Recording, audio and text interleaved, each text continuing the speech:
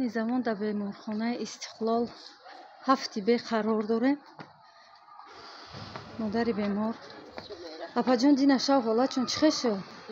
دینا شب حالت تمام وزبین شد تو سر خونه رفته. سلام علیکم مردم و خواهران گرامی، خوب هستین؟ انشاءالله الله حفظتان کنه. مردم و خواهران گرامی، از یک شما خواهش میکنم به خاطر الله همین مادری که میبینید روز به روز حالش بد شده است، در حالت ناخوب قرار دارد.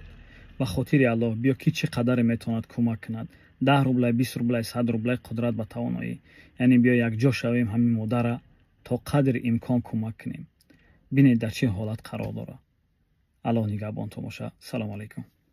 درو برای نمیخیر ششتیم قراوتی بیرو برو ما یمشتیم نفس کشیدم.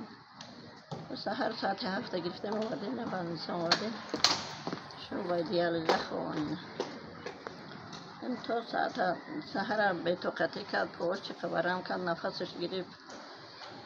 پرتوش بسیار شد تو سحر پرتوف نمیشم. اگه اوی میخره میگردونه میپرتوه. سحر ما خیسیم از ساعت 7 همینجا این دم بندیسه بعدی بام داد.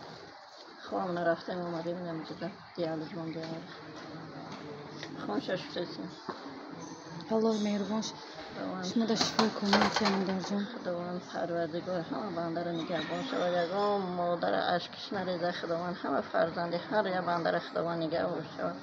با کل بیمارای دنیا پروردگار شفای کامل تن صحت وقت خشنان که پروردگار یک دعوی عالم همیشه به تن صحت به وقت خش و سر بلند به دست پر بگردن. الله تعالی نگهبان شما یا الله بزرگ خیر شفا در دست الله تعالی خداوند نگه داره هر بنده رو خاک بنده سبب میشه من خداوند شفا میوانه فرزند من در حقش دعا کنم تا شفای کامل شنه بستگی هم خیلی بندن که نفرد تو نفرم نکنم کنشنم باید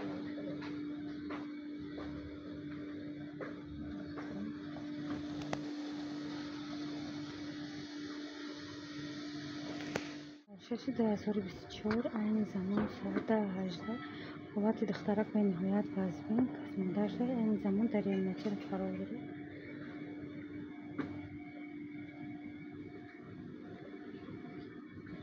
تو 4 شب را زارم کرده کس مادرش